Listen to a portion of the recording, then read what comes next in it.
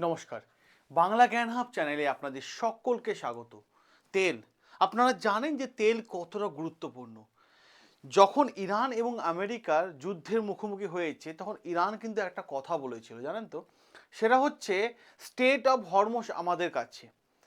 তাই যদি তারা চায় আমেরিকা যদি ইরানের উপর আক্রমণ করে তাহলে তাহলে পুরো মিডল ইস্ট অন্ধকার জগতের দিকে চলে যাবে, কারণ তারা তেল পাবে না। কারণ স্টেট অফ হরমুজ সবাইকে তেল নিয়ে যেতে হয় এবং তাদের ইকোনমি কিন্তু ডাউন করে দেবে। তাই ক্রুড অয়েল ভারতের জন্য কতটা গুরুত্বপূর্ণ তা আপনারা জানেন, কারণ ভারত প্রায় 85 to 90% তেল বিভিন্ন জায়গা থেকে নিয়ে থাকে এবং ভারত আমদানি করে থাকে। প্রশ্নটা এটাই, তাই পুরো বিশ্বের নজর এখন ভারতের দিকে, কারণ ভারত সব থেকে বেশি তেল আমদানি করে থাকে। তাই ভারত কার কাছ থেকে তেল কিনছে গোটা বিশ্ব কিন্তু তাকিয়ে আছে। আর তারই মাঝে হঠাৎ এত বড় একটা রিপোর্ট চলে আসলো, তা সবাইকে রাতারাতি চমকে দিল। কারণ আপনারা জানেন যে দীর্ঘদিন ধরে রাশিয়া ছিল ভারতের টপ অয়েল সাপ্লাই। ভারত সব থেকে বেশি তেল যদি কোনো দেশের কাছ থেকে নিত সেটা ছিল রাশিয়ার কাছে। কিন্তু ফেব্রুয়ারি 2026 কি এমন ঘটনা ঘটলো যে পুরো জিও পলিটিক্সের খেলাটা ঘুরে গেল এবং যে টপ লিস্টে ছিল, যে সব থেকে বেশি তেল যার কাছ থেকে আমরা নিতাম, হঠাৎ করে সে টপ লিস্ট থেকে সরে গেল কেন? এবং সেই টপ লিস্টে সৌদি আরব ফার্স্টে এসে দাঁড়িয়ে গেল কেন? আজকে আমরা এই ভিডিওতে আপনাদের প্রত্যেকটা বিষয় A to Z এক এক করে আলোচনা করব, যাতে আপনাদের মনের মধ্যে কোনো কনফিউশন না থাকে, এবং আর্টিকেল নিয়ে আলোচনা করব। কারণ আপনারা জানেন যে এই চ্যানেলটা এমন একটা চ্যানেল যেখানে আর্টিকেল ছাড়া আমরা কোনো কথা বলি না।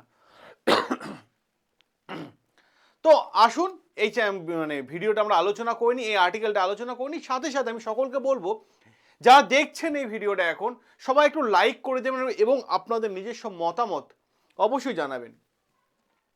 দেখুন, সবার প্রথম আমি আর্টিকেলটা নিয়ে আসি আপনাদের সামনে। আর্টিকেল কি বলছে দেখুন। সৌদি আরব ইন্ডিয়ার top oil supply in February as Russian flow crimped after US trade deal. আমেরিকার সাথে আমাদের ট্রেড ডিল হচ্ছিল না, যেটা বিগত 5-6 মাস ধরে পেন্ডিং ছিল। কিন্তু যেই ট্রেড ডিলটা হয়ে গেল, যে রাশিয়া আমাদের বলছে ইন্ডিয়ান টপ অয়েল সাপ্লায়ার ছিল, ইন ফেব্রুয়ারি রাশিয়া ফ্লোতে একটু হলেও ডাউন, কিন্তু সেখানে সৌদি আরব কিন্তু টপে চলে এসেছে, এমনই কিন্তু কথা বলা হচ্ছে। দেখুন, আমি আপনাদের কয়েকটা কথা বলি। ফেব্রুয়ারি প্রথম 10 দিনের একটা রিপোর্ট এসেছে। সেই রিপোর্টে বলা হয়েছে, এই যে আর্টিকেলটা দেখুন, সেখানে বলা হয়েছে সৌদি আরব থেকে আমরা 1.13 মিলিয়ন ব্যারেল পার ডে নিয়েছি ফেব্রুয়ারি মাসে ফার্স্ট 10 ডেজ। ওকে, তারপর দেখা যাচ্ছে ফেব্রুয়ারি মাসে আমরা 1.09 ব্যারেল পার ডে রাশিয়া থেকে নিয়েছি। ঠিক আছে, এবং প্রশ্ন, যদি আমরা এই যে দেখতে পাচ্ছেন রাশিয়া থেকে নিয়েছি 1.09 মিলিয়ন ব্যারেল পার ডে, কিন্তু সৌদি আরব থেকে ফেব্রুয়ারি ফার্স্ট 10 ডেজে নিয়েছি 1.13 million barrel per day. Clear? তাহলে সৌদি আরব রাশিয়া থেকে টপকে গেল, আগে চলে গেল। অপরদিকে যদি জানুয়ারি মাসে খেলাটা আমি আপনাদের দেখাই, রিপোর্টটা দেখাই, তো জানুয়ারি মাসে কি বলা হয়েছে, 1.14 মিলিয়ন ব্যারেল, ঠিক আছে, পার ডে রাশিয়া থেকে নিতাম। সেখানে 1.03 মিলিয়ন ব্যারেল পার ডে আমরা ইরাক থেকে নিতাম, এবং সেখানে 7,44,000 ব্যারেল পার ডে আমরা সৌদি আরব থেকে নিতাম। তা সৌদি আরব লিস্টে লাস্টের দিকে থাকলেও কিন্তু এখন টপ লিস্টে চলে এসেছে। 2022 থেকে একটা ডেটা আমি আপনাদের সাথে আলোচনা করে নিই। 2022 থেকে রাশিয়া সবাইকে টপকে দিয়েছিল, কারণ রাশিয়া বিরাট পরিমাণে ডিসকাউন্ট দিচ্ছিল ভারতকে। তো ভাই, ভারত সেখান থেকে তেল নিচ্ছিল। কিন্তু রাতারাতি এমন কি ঘটনা ঘটলো যে পুরো আর্টিকেল উল্টে গেল, জিও পলিটিক্সের খেলা ঘুরে গেল। হ্যাঁ, ভারত বিশ্বের তৃতীয় বৃহত্তম অয়েল ইম্পোর্টার কান্ট্রি, যে সব থেকে বেশি তেল নিয়ে থাকি, কারণ আমাদের তেলের 90% আমাদের অন্যের ওপর ডিপেন্ড হতে হয়। আর এই পরিবর্তনটা বর্তমান দিনে যদি এই অঙ্কের পরিবর্তনটা আপনারা দেখেন, তাহলে এই অঙ্কের পরিবর্তনটা অনেকে বলছে যে জিও পলিটিক্সে খেলা ঘুরে গেছে। কারো কারো মনে হচ্ছে যে স্ট্র্যাটেজি, হ্যাঁ, প্রাইসিং স্ট্র্যাটেজি পুরো চেঞ্জ হয়ে গেছে, ট্রেড পলিসি অ্যাডজাস্টমেন্টের দিকে এগোচ্ছে, সাথে সাথে স্যাংশনের প্রভাব, হ্যাঁ আমেরিকার সাথে আমাদের ডিল হচ্ছে না, স্যাংশনের একটা প্রভাব ছিল সেটার জন্য হয়েছে। তাহলে এটা কি শুধুমাত্র ব্যবসায়িক ঘটনা নাকি জিও পলিটিক্সে অন্য কোনো অ্যাঙ্গেল কাজ করছে? এটা কিন্তু সব থেকে বড় কিন্তু প্রশ্ন আপনাদের উদ্দেশ্যে। সাথে সাথে যদি আমরা রাশিয়া এবং সৌদি আরব সম্পর্কে একটু দেখে নিই, তাহলে দেখতে পাবো ডেটা যেটা বলছে যে রাশিয়া থেকে যদি ভারতে তেল আসে, ক্রুড অয়েল আসে, সে ক্রুড অয়েলটাকে নিয়ে তো পেট্রোল ডিজেল অকটেন তৈরি করা হয়, তো রাশিয়া থেকে যদি কাঁচা তেলটা ভারতে আসতে সময় লাগে 12 থেকে 20 দিন পর্যন্ত, কিন্তু সেখানে সৌদি আরব থেকে তেল চলে আসে ভারতে 3 থেকে 4 দিনের মধ্যে। আর যদি আমেরিকা থেকে তেল না হয় তাহলে সেই তেলটা আসতে সময় লাগবে প্রায় 1.5 মাস, প্রায় 1.5 মাস।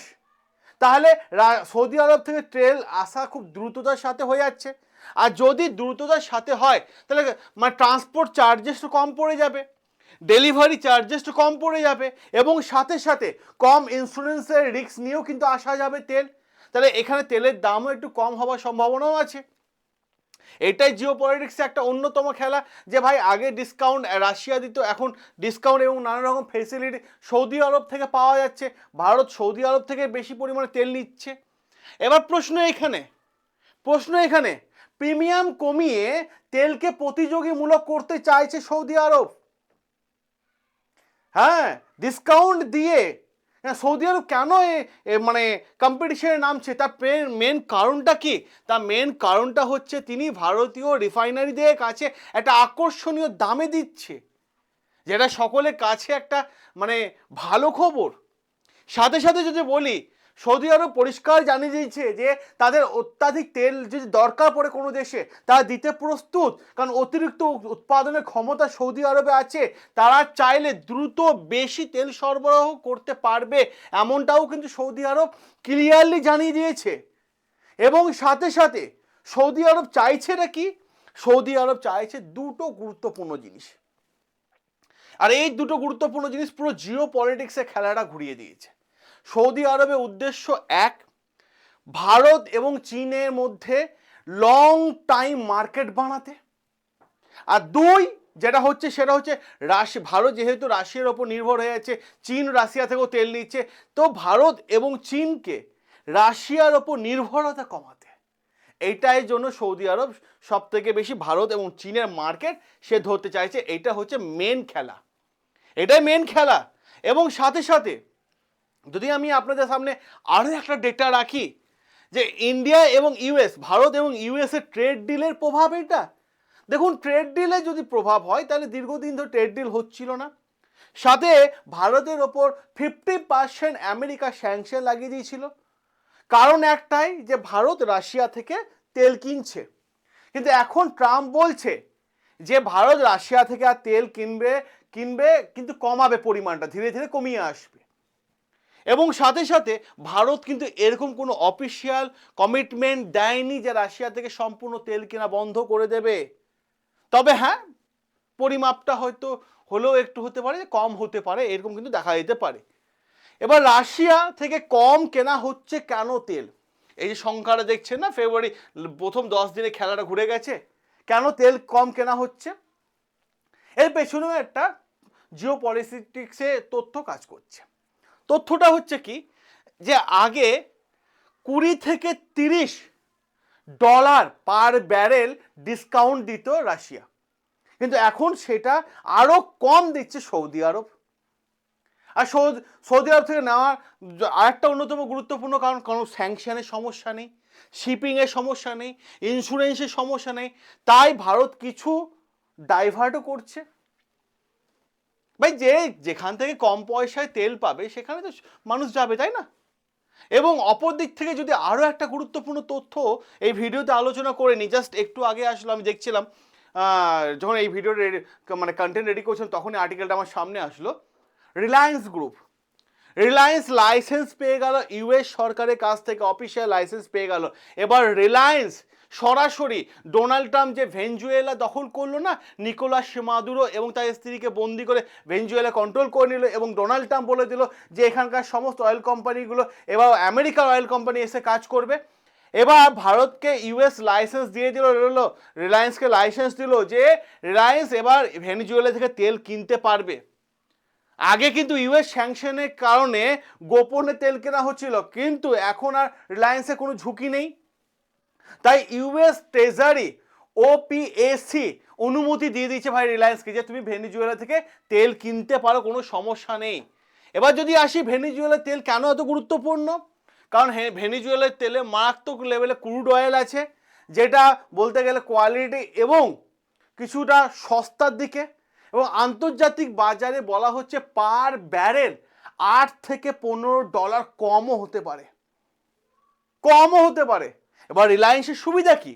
রিলায়েন্সের সুবিধা হচ্ছে এইটাই, রিলায়েন্সের গুজরাটের জামনগরে এতে বিশ্বের সব থেকে বড় রিফাইনারি আছে, যেখানে কাঁচা তেলটাকে নিয়ে এসে, ক্রুড অয়েলটাকে নিয়ে এসে পেট্রোল তৈরি করছে, ডিজেলে কনভার্ট করছে, অকটেনে কনভার্ট করছে।